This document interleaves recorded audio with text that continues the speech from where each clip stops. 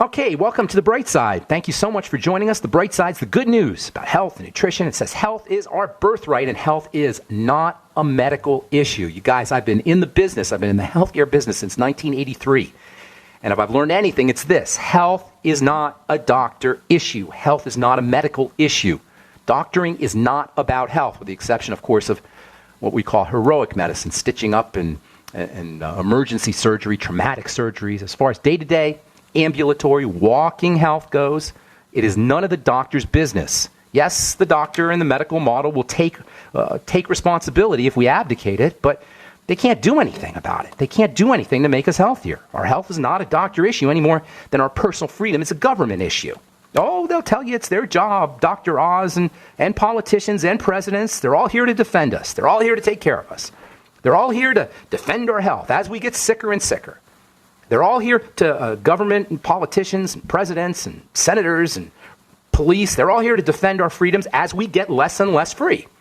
We've been misled into believing that we need to be controlled, that we need to be medicated, that we need to be policed, that we need to be doctored. We become so frightened of illness and deaths and terrorism that we're willing to give up our personal freedoms. We're willing to give up our freedom to police, to the government, as well as control over our bodies to doctors and health authorities. We're so scared of Ebola. We're so scared of cancer. We're so scared of diseases that we've lost sight of the fact that we're in charge of our bodies. And our bodies are healing systems. And we witness this healing process every time we get a little paper cut. So what's the root of disease? Well, dis-ease is dis-ease. Dis-ease is disrelaxation. It's a lack of ease. It's a lack of relaxation. And a lack of ease and a lack of relaxation is synonymous with stress. Dis-ease, disrelaxation is stress. And I'm not just talking about psychological stresses, as important as those are. And I'm not just talking about mental stresses and emotional stresses, as important as those are. I'm talking about physiologic stress. Our food represents a tremendous physiologic stress. Sugar represents a tremendous physiologic stress. Lack of oxygen, pollution, toxicity represent tremendous physiologic stresses. Dis-ease is a manifestation of the stress response. Dis-ease is how the body responds to these stresses. It's synonymous with stress, and it's a direct result of the stress response. And because the ultimate stress and the ultimate fear is fear of the unknown, by understanding how our bodies work, we can begin to take control of our fear. We can begin to take control of the major stresses in our lives. Understanding how our bodies work is our mission on The Bright Side. It's what we talk about on this program every morning, Monday through Friday, 9 to 10 Mountain Standard Time, and 24/7 on our archive page at brightsideben.com. We've been talking about a class of hormones that you hardly ever hear about. Hormones, as we said so many times, are communication molecules, communication chemicals. They allow cells to talk to each other. And a class of hormones that you hardly ever hear about, probably because we've only really known about them for 30 or 40 years, are gas hormones. These are a class of hormones that play a role in the maintenance of health and the development of disease, especially heart disease, especially brain disease, and especially blood issues like blood pressure problems or clotting problems. Movement disorders like dementias and Parkinson's disease and Bell's palsy. All of these have a relationship to these gaseous hormones, these what they call EGMs, Endogenous Gaseous Mediators. I call them gas hormones. Some people call them gas transmitters, gasotransmitters, or gaseotransmitters. Only known about these things since the 1980s, even though these elements, carbon monoxide, we've talked about that already. We're going to talk about another one here in a minute. And we'll talk about a third one that's amazingly important in the next couple of days. We've only known about these since the 1980s, but they're set to become the next big class of therapeutic agents. Many people aren't hip to these gaseous hormones, including healthcare professionals. Yet these things have the potential to be medicines of the future. They're generally non-toxic, they're cheap, or sometimes they're even free to make. And they can be used to improve many brain and heart health issues, and also to accelerate healing after acute traumatic injury, especially liver injury or bleeding injuries. We've been talking about carbon monoxide for the last couple of days. A couple more things I want to say about carbon monoxide. And then we'll talk about a second one, a stinky one, that is mostly known for its unpleasant smell and toxicity for more than being an important biochemical hormone, communication molecule, but this stinky stuff, this stinky gas hormone, is powerful medicine, and it's powerfully anti-aging. Powerfully important when it comes to healing and relaxation. We'll get to that here in a second. As far as carbon monoxide goes, everybody knows carbon monoxide is a toxin. People commit suicide by inhaling carbon monoxide, or people commit slow suicide by inhaling cigarette smoke, which of course contains carbon monoxide among other toxins. It's a key component of air pollution, automobile exhaust. If you want to protect yourself from carbon monoxide poisoning, if you're living in Los Angeles or New York or Denver or someplace where there's lots of air pollution, or God forbid you're smoking cigarettes or breathing somebody else's smoke, use vitamin C. Lots of it, especially after every cigarette. Vitamin E is also very protective against carbon monoxide, and so is N-acetylcysteine, one of my all-time favorite antioxidants. If you're working in a bar, you're in a toxic city, you'd be smart to get on these any good nutritional supplement program. Beyond Tangy Tangerine, of course, loaded with vitamin C. All right, one more interesting supplement that you could use for carbon monoxide poisoning. I'll tell you what that is when we come back from our break. Okay, so we're talking about these really interesting gas hormones, EGMs, as they're known as in the biz. Carbon monoxide, of course, is the first one. We've been talking about that for a little bit. Carbon monoxide, most people realize, is a toxin. If you're interested in protecting yourself from carbon monoxide poisoning, subtle carbon monoxide poisoning as it shows up in air pollution or cigarette smoke or automobile exhaust, get on a nutritional supplement program, especially one featuring vitamin C and vitamin E, and also my favorite antioxidant, one of my favorite antioxidant nutrients, NAC, N-acetylcysteine. One of the more interesting nutrients to protect cells from toxicity, and all toxicity really, especially toxicity from carbon monoxide. It's a super fascinating nutritional supplement you don't hear a lot about. I love this stuff. It's melatonin. Melatonin, everybody knows, is important for helping you sleep, and indeed it is a wonderful way to help yourself fall asleep. I take 6 to 9, sometimes 12 milligrams a day, a night of melatonin. I do it sublingually, put it under your tongue. Melatonin can be thought of as a general-purpose antioxidant, a general-purpose protective molecule in addition to being a sleep aid. Most people know it's important for sleep, but not a lot of folks realize it's a multi-purpose anti-aging, antioxidant protective molecule. It's involved in relaxation. It's involved in healing. It has detox properties. It's a hormone of youth.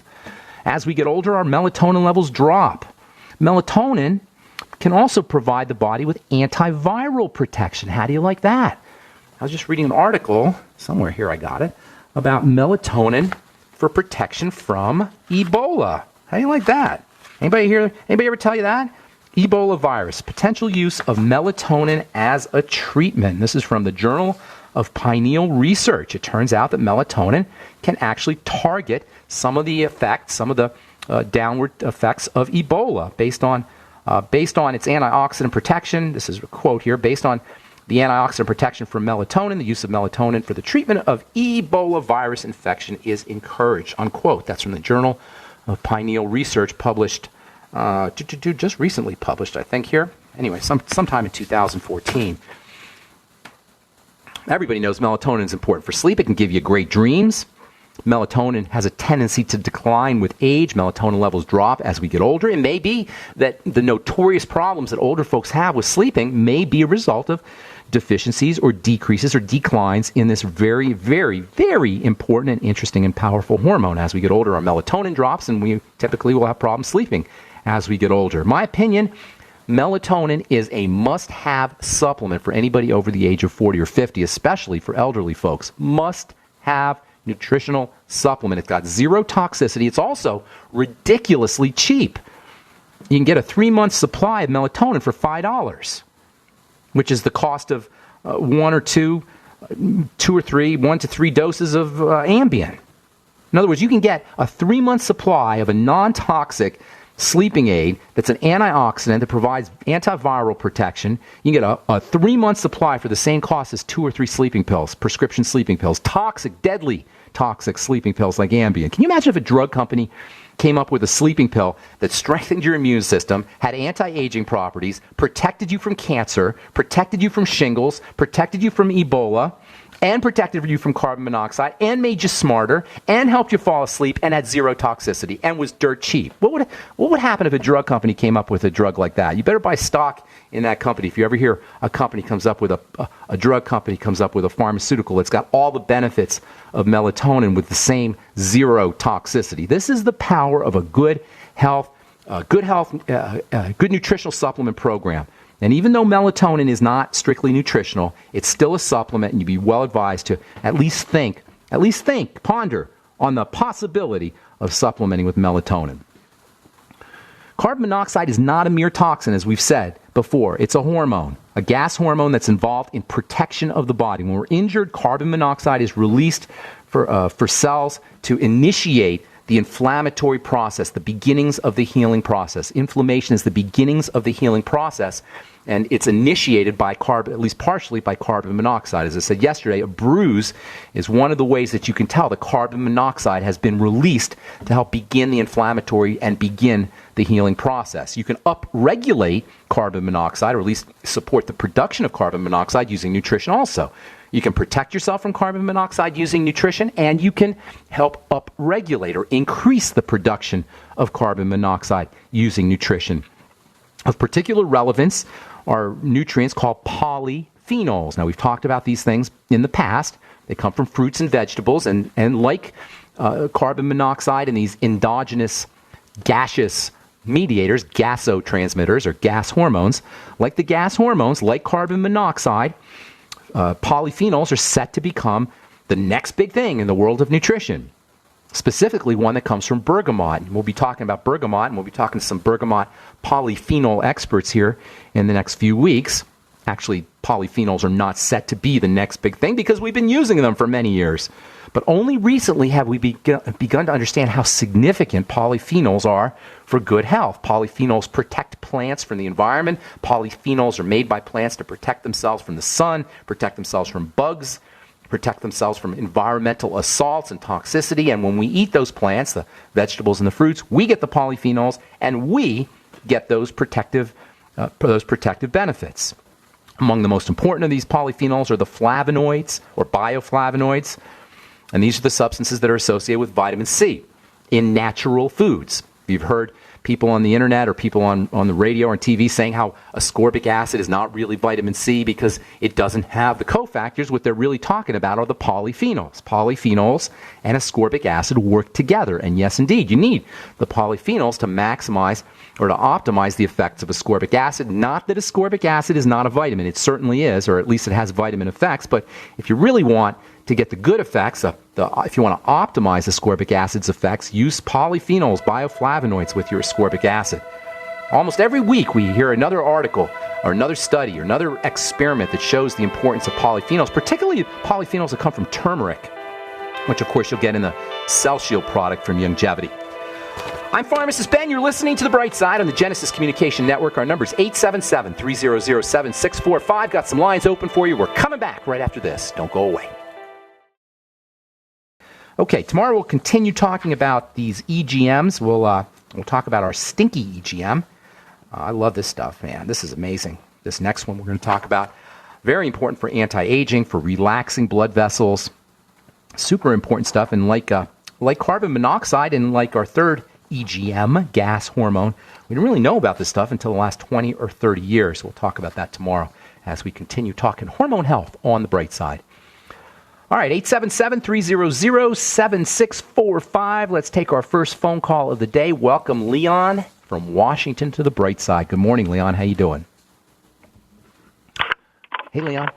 Are you there? I'm here. Are you there? I switched from speakerphone to the handset. Okay. Thanks. I was just wondering, I went to the VA yesterday, and of course they confirmed that I have a large prostate. What can I do to reduce that Lots you could do. cutting and butchering? Yeah. Oh, don't let them do that. Not for an enlarged prostate. Inflammation, assuming you don't have a bacterial infection, enlarged prostates are, part of getting older for men, especially doing the standard American lifestyle thing. And it's not a doctor issue, as we were talking about at the beginning of the program. There's zippo, nada, nothing a doctor can do if you have an enlarged prostate. If you have prostatitis, a bacterial infection, you may need an antibiotic. But other than that, it's a lifestyle issue. So here's the dealio. The prostate is a fatty organ. So you want to think, first of all, when you have prostate issues, you want to think about fats, fatty vitamins and minerals. And when I say think about fats, I'm talking about fat digestion and fat absorption. So first and foremost, start working on your digestive health. That means the Biolumin Nightly Essence must have nutritional supplement for everybody, but especially if you're dealing with a health challenge or an inflammatory health challenge, significantly inflammatory health challenge. Do 3 capsules in the morning, 3 capsules at night. Use your ultimate enzymes after all meals, but especially if you're eating a fatty meal, and then make sure you're using a little apple cider vinegar with your ultimate enzymes. I would be using some lecithin granules with all fatty meals as well. And then you may want to throw in a little extra bile salts. Bile is very important for the fat digestion. You'll get some bile salts in the ultimate enzymes, but if you already have some prostate issues, I'd throw in a little extra bile salts. That's with all meals. You're going to use your ultimate enzymes, apple cider vinegar, some lecithin, and some bile salts, and that'll take care of fat absorption. And you're also going to want to make sure you're on the Biolumin Nightly Essence, as I said. Now, in addition to making sure you're absorbing fats, you got to make sure you're getting your fats, and that means number 1, essential fatty acids, EFAs, especially omega-3 EFAs. I'd be using 9 ultimate EFA capsules a day, and I like the regular ultimate EFAs versus the ultimate EFA plus. You get a little more of something called GLA in the ultimate EFA. So I'd be using that one. GLA also is very important for the prostate and for inflammation. So in addition to all the digestive strategies, you're going to want to start using your ultimate EFAs, assuming you're not already doing that. Then you want to start using some other fatty nutrients, especially vitamins A, 20,000 international units a day, and vitamin D, perhaps 5,000 IU a day. But the best way to get your vitamin D is with the sun, as opposed to just trying to supplement with it. Vitamin E is also helpful for the prostate. I'd be using 400 international units a day. And then you also want to start getting in some minerals. A lot of times we don't recognize, a lot of healthcare professionals don't recognize even, that fat absorption and mineral absorption go hand in hand. And once our ability to process and absorb and utilize fats starts to decline with age, our same thing happens to our ability to process and absorb minerals, especially selenium and zinc, which are very important for the prostate. So I'd be using 50 milligrams a day of zinc picolinate, and then maybe 200 or so, 200 to 400, maybe even up to 600 micrograms a day of selenium. Now, you'll get selenium, of course, in the Ultimate Selenium from Longevity, and you'll also get some zinc and some selenium in the Prost FX. Another very important nutritional supplement for the prostate, in fact, I love this stuff for all kinds of prostate issues, not just inflamed prostates, but also if you're starting to go to the bathroom in the middle of the night several times, you feel like you have to urinate multiple times at night, or you feel you have to urinate but you can't, nothing comes out. These are all signs of prostate issues. One of the all-time greatest prostate supplements is something called beta-cytosterol or beta-sitosterol. In fact, there's a commercial that's been running now for a bunch of years, maybe 5 or 10 years, for a product called... oh, shucks, I forgot what it's called, actually. But it features beta-cytosterol, and it's very expensive. But you don't need a fancy nutritional supplement to get beta-cytosterol because it's cheap. And you want maybe 300 milligrams every day. It takes about 2 or 3 days to kick in, which you'll notice that you're not going to the bathroom as frequently. And beta-cytosterol spelled beta-cytosterol, beta-cytosterol. And very, very helpful for the prostate. Super important for prostate health.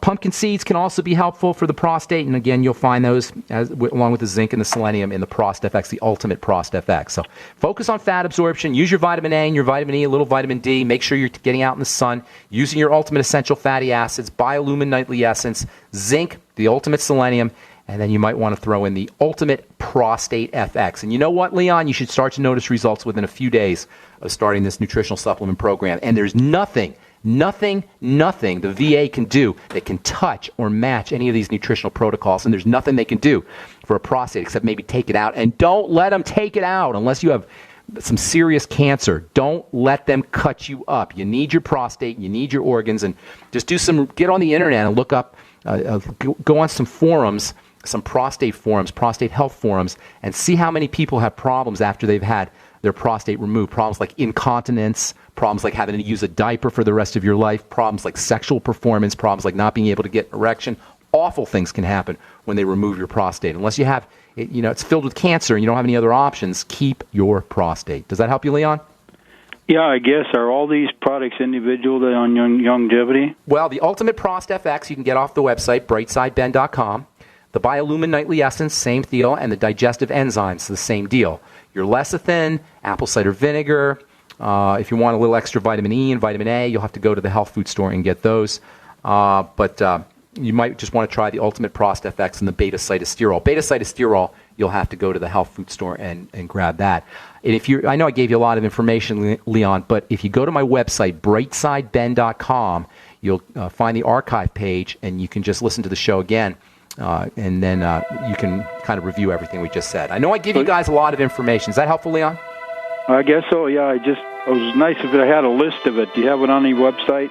You know, I don't have it on the website, but if you shoot me an email, ben@ksco.com, I'll give you some personal help. Okay, Leon? Spell that KXCO? K for King, S for Sam, C for Cat, O for Oscar, ksco.com. Make sure you put your phone number on there. Thanks, buddy. Got to move. Have a beautiful day, Leon. All right, we'll be back after this. All right, we're back on the bright side from Science Magazine. Actually, from the journal Gastroenterology. It turns out that healthy probiotics, so-called gut bacteria that live in the intestine, can help treat or prevent metabolic syndrome. How do you like that? Metabolic syndrome is a combination of symptoms that are associated with diabetes and blood sugar problems. They include heart disease and stroke and Parkinson's disease and Alzheimer's disease and hypertension and prostate problems and all kinds of inflammatory issues and autoimmune issues. These are all generically referred to as something called metabolic syndrome. And if you go to your endocrinologist or your MD and you tell him about metabolic syndrome, he'll go, "Oh yeah, we know about that. That's diabetes. That's associated with diabetes and blood sugar problems." Indeed, it is. How do you like that? How do you like that? All these health challenges that are part of what they call metabolic syndrome are associated with messed up blood sugar. How many times have we talked about how fundamental messed up blood sugar is? There's a commercial that I see almost every couple hours on TV about a drug that is supposed to lower your blood sugar by helping your body excrete sugar. They don't tell you about the toxicity associated with this drug, and they don't tell you about the cost associated with this drug, and they don't talk about the headaches of having to go to the doctor and having to go to the pharmacy and have to deal with your insurance companies for this drug. They just say, take the drug, and it'll help your body excrete sugar. Well, I have an idea. How about if we just eat less sugar? Or how about if we eat more protein? Or how about if we get more fat in our diet? Or how about if we use the sweeties? Or how about if we use the B complex? And then you don't have to worry about taking a prescription drug or a toxic medicine that'll help your body excrete sugar. How about if we use probiotics or good bacteria? How many times have we said on this program that in addition to blood sugar problems being fundamental when it comes to disease, lack of good bacteria are equally fundamental when it comes to good health, when it comes to the disease process? And how easy is it to get on the Biolumin Nightly Essence, to use 3 capsules in the morning, 3 capsules at night? How easy is it to eat sauerkraut or miso or tempeh or fermented foods that can help restore bacteria in the gut? And by the way, I know that I give a lot of information on this program, and I know sometimes you feel like I give too much information, and I've been told by radio people that I give too much information. But you know what? I don't care, because I'd rather give you too much information than not enough information. There's a lot of radio shows and health shows where they'll just give you, the simple buy this product or take this vitamin kind of strategies. But you guys are smarter than that, and I know you are because I've talked to you. I've seen you at my presentations. You guys want the real deal. You want to know why something works. You want to know the science of it. And that's why I give you so much information, even though I know sometimes it is too much information, or it seems like it's too much information. But that's why we have the archive page. You go over to the archive at brightsideben.com and you can review everything we talk about. Got 3 years plus, going on 4 years worth of archives, and that's why I do my presentations around the country, including next week in San Francisco and Santa Cruz. If you're out there, hope to see you. All right, 877-300-7645 is our number on the bright side. Let's go to, who should we see here? Let's go to Carl in Oregon. What's up, Truth Raider? How you doing, man? There, Pharmacist Ben, and happy Advent to the holidays. Here we go. All right. Happy holidays to you. What's cooking today? Okay, question for you today on this week's call from the Truth Raider. Yes. What is going on in the body biologically and chemically that causes a person to develop viruses and bacteria that that turn into sexually transmitted diseases? What is going on there? Okay, well, sexually transmitted disease is typically an infection, a bacterial infection for the most part, maybe a viral infection, and it's a sign that the body's immune system or defense system has somehow been compromised. And this is really the core of all disease. Somehow our body is not handling what it's supposed to be handling, all degenerative disease, I should say. Now, when it comes to bacterial infections and viral infections, what you're witnessing is a weakened defense system. Something is suppressing the body's ability to protect itself, and there's lots of things that do that. Number one, cortisol, which is stress hormone. This is why we talked about at the beginning of the program, the relationship of dis-ease to lack of ease. Lack of ease is symbolized or manifested in the body by stress hormones, and nothing will shut down the body's defenses or suppress the body's defenses, immune suppress the body faster than cortisol or stress hormone. There's a good reason for that. When we're under stress, at least to the body, the last thing it needs to do is worry about tomorrow or the next day, which is what the immune system does. It protects us. The immune system protects us so we can live to fight another day, as they say. Well, when you have some kind of immediate stressor, it's not important to live to fight another day. It's important to suppress the immune system and marshal all the resources to deal with the immediate emergency. So immediate emergencies will shut down the immune system. Immediate emergencies, which is what the body thinks is happening when we worry about our bills or when we have a degenerative disease or when some toxins are getting into the body through the digestive system, the body says, immediate emergency. Don't worry about immunity. Let's take care of the emergency. So long-term stress, long-term secretion of stress hormones will suppress immunity. That's number one. Sugar is probably equally important. Sugar will also suppress the immune system. Sugar is considered an emergency to the body. Long-term ingestion of processed foods and foods that spike our blood sugar will also suppress immunity. In fact, those are the two major immune suppressants: cortisol following stresses and sugar. Then the third important way that the body's immune system gets suppressed is by lack of nutrition. And this is where nutritional supplementation is so darn important. You'll notice none of these are doctor issues. Lack of nutrition is not a doctor issue. Stress in the body is not a doctor issue. And sugar is not a doctor issue, or excess ingestion of sugar is not a doctor issue. None of these involve doctors. Now, once you have an STD or a bacterial infection or a viral infection, then you may need to interface with the medical community or the medical model. Keep in mind, once you have a virus, there's not much they could do. There's no real medicines that kill viruses. There's some medicines that may shorten a viral infection, but you can't really kill a virus. But you can kill bacteria, and there is sometimes a need for antibiotics. But the need for antibiotics is a lot less than the antibiotics that we're taking, and you've all probably heard of bacterial resistance that follows antibiotic therapy or indiscriminate antibiotic therapy. So long story short, viral infections and bacterial infections that happen chronically need to be regarded as a sign that the body's not doing its business, that the immune system is suppressed following stress, psychological, mental, emotional, or physical stresses. Even exercise, by the way, if it's done too much, can be construed by the body as a physical stressor. Secondly, sugar. And third, lack of nutritional supplementation or lack of nutrients. If you're one of those folks that's getting chronic infections, here's a few nutrients that you may want to think about. Vitamin C. Not only is vitamin C an immune booster, not only is vitamin C maybe the most important of all the immune vitamins, but vitamin C is actually antibacterial and antiviral for that matter. We talked about melatonin being possibly antiviral. That's also an immune system booster, even though it's not strictly a nutritional supplement.